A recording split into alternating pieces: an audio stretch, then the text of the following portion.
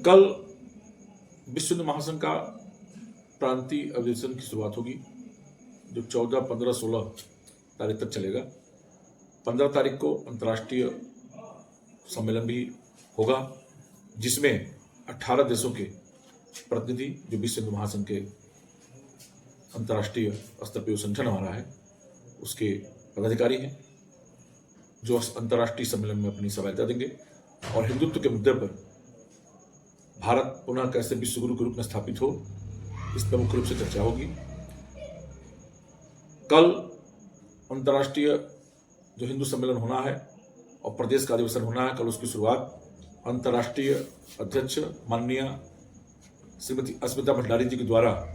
कल 4 बजे ध्वजारोहण करके गोरखपुर के रामगढ़ताल बाबा गंभीरनाथ प्रेक्षागृह में ध्वजारोहण करके प्रारंभ होगा और कल कार्यक्रम की शुरुआत होगी। 15 तारीख को तमाम अतिथि इसमें प्रमोद कृष्ण जी हैं, हमारे राष्ट्रीय अध्यक्ष कालिका पीठाधीश्वर महंत सुरेंद्रनाथ अवधूत जी हैं जो भारत इकाई के अध्यक्ष हैं और तमाम देश विदेश के साधु संत इस कार्यक्रम में अपनी सहभागिता दे रहे हैं और अपने संबोधन से हिंदू समाज के विश्व हिंदू महासंघ के कार्यकर्ताओं को एक नई ऊर्जा, एक नई चेतना जागृत करने का काम करेंगे और निश्चित रूप से ये प्रांतीय अधिवेशन उत्तर प्रदेश तो राम राज्य के रूप में स्थापित हो चुका है, भारत को विश्व गुरु के रूप में स्थापित करने में अपनी महत्वपूर्ण भूमिका अदा करेगा।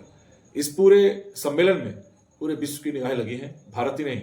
पूरे विश्व की निगाहें लगी हैं और विश्व के मैं कहूँ पहले भी 18-20 देशों के प्रतिनिधि यहाँ आ रहे हैं क्योंकि विश्व हिंदू महासंघ संयुक्त राष्ट्र संघ में एकमात्र हिंदू संगठन के रूप में रजिस्टर्ड संस्था है जो पूरे विश्व में हिंदू उत्पीड़न कहीं होता है तो इसी के बंद से हम लोग अपनी आवाज़ें उठाते हैं। लंबे समय से जो है हिंदू राष्ट्र की मांग चल रही है हिंदू संगठनों द्वारा, तो क्या इस मुद्दे पे भी चर्चा होगी? क्या इसको बल मिलेगा कि भारत हिंदू राष्ट्र बने? देखिए, शुरुआत तो माननीय मोदी जी ने कर दिया है और हिंदू राष्ट्र के रूप में जिस दिन हमारे देश के प्रधानमंत्री परम पूज्य योगी आदित्यनाथ महाराज जी होंगे, भारत हिंदू राष्ट्र के रूप में स्थापित हो जाएगा। आपको देखने को मिल रहा होगा कि उत्तर प्रदेश लगभग हिंदू राज्य के रूप में स्थापित होने के क्रम में चला है और यहाँ ये लोग मान लिए हैं कि ये हिंदू राम राज्य की स्थापना उत्तर प्रदेश में हो चुकी है। अपराधी भाग रहे हैं, जो बच रहे हैं उनका राम नाम सत्य हो जा रहा है और जब रावण जो समाज में हैं, जो राक्षस हैं, राक्षस प्रवृत्ति वाले हैं, हिंदू समाज के खिलाफ आवाज उठाने वाले हैं, ऐसे लोगों का जब सफाया होगा तो सदा रामराज की स्थापना हो जाएगी।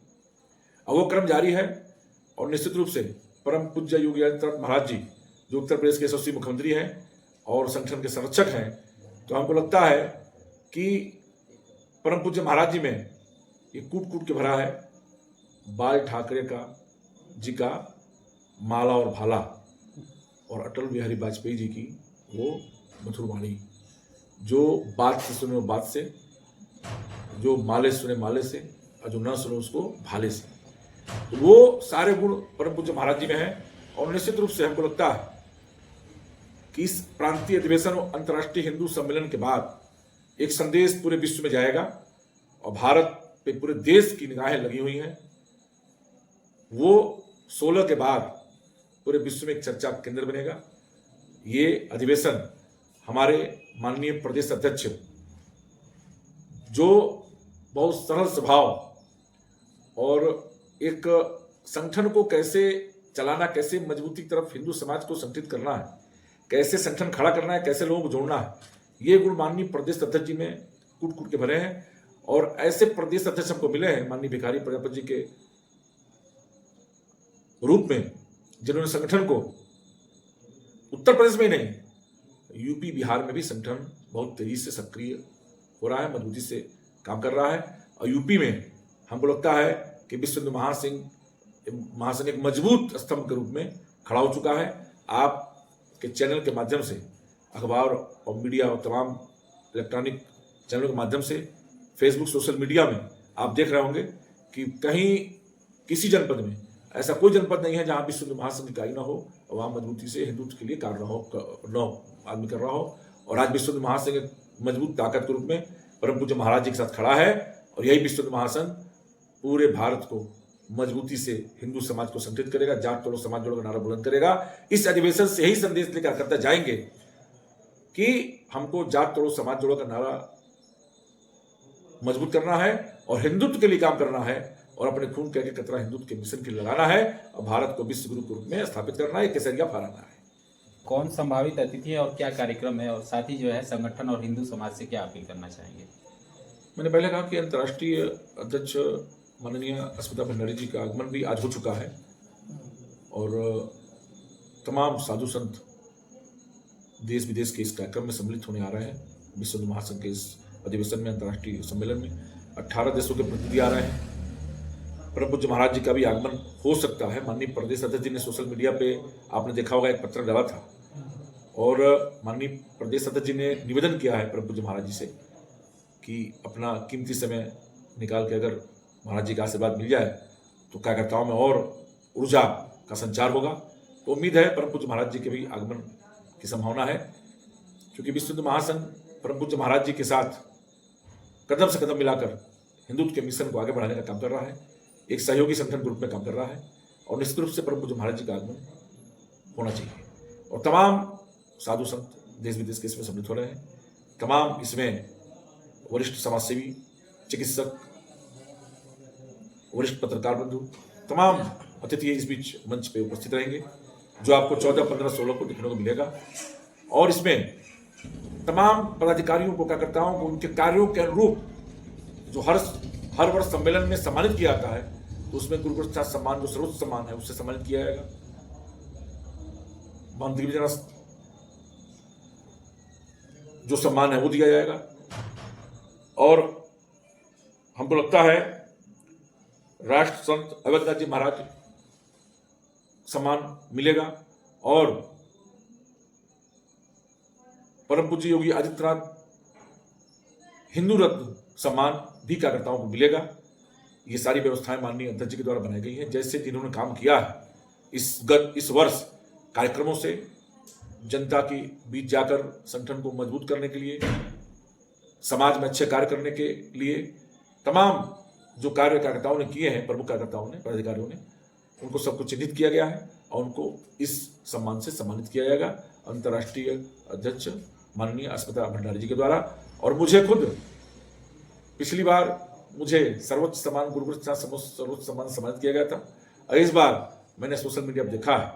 कि परम पूज्य योगी आदित्यनाथ हिंदू रत्न सम्मान से मुझे सम्मानित किया जाना है। ऐसे मेरे साथ तमाम प्रदेश के पदाधिकारी हैं जो अपने कार्यों से जिन्होंने अपनी पहचान बनाई है, संगठन में महत्वपूर्ण योगदान दिया है, उनको इस सम्मान से सम्मानित किया जाएगा। वो सारी डिटेल आपको सोशल मीडिया के माध्यम से आपको मिलते रहेंगे 14, 15, 16 में। साथ ही इस अधिवेशन में 12 प्रस्ताव पारित किए जाएंगे, जो क्रमशः 14, 15, 16 को प्रस्ताव आएंगे, उसको पारित करेगा विश्व हिंदू महासंघ। और इस दौरान कई सम्मान से अतिथियों को सम्मानित किया जाएगा, जिसमें गुरु गोरखनाथ सर्वोच्च सम्मान है, श्री महंत दिव्यनाथ साहित्य सम्मान है, राष्ट्र संत अवैधनाथ सामाजिक समरसता सम्मान है, योगी आदित्यनाथ हिंदू रत्न सम्मान है। तमाम पदाधिकारी, कार्यकर्ताओं, वरिष्ठ समाजसेवियों, पत्रकार बंधुओं और समाज में हिंदू समाज के लिए जो काम कर रहे लोग हैं देश विदेश के, उनको भी इसमें सम्मिलित करके उनको इन सम्मान से सम्मानित किया जाना है, जो 14, 15, 16 को होगा। और जो हमारी विश्व हिंदू महासंघ की पत्रिका है पराक्रम, जो हर साल प्रांतीय अधिवेशन में उसका विमोचन होता है, जिसमें पूरे प्रदेश के हर जनपदों के जिले, नगर, ब्लॉक, तहसील के पदाधिकारियों के फोटो नाम छपे होते हैं। साल के पूरे जो भी घटनाक्रम में जो भी कार्यक्रम विश्व हिंदू महासंघ करता है उसका उसमें पूरा विवरण होता है और पूरे प्रदेश और 10 जो आनुषांगिक संगठन है उसके सारे प्रदेश और नगर और जिले की इकाइयों की सारी विवरण उसमें उस पुस्तिका में होती है। और पराक्रम विश्व हिंदू महासंघ का प्रमुख वार्षिक पत्रिका है, उसका ही विमोचन 16 तारीख को पुरस्कार वितरण जो सम्मान दिया जाएगा उसके पहले विमोचन अंतर्राष्ट्रीय अध्यक्ष महोदय द्वारा किया जाएगा, और वो विमोचन होने के बाद आप सबके सामने जो प्रस्ताव है, जो उसमें चीजें हैं, सबके सामने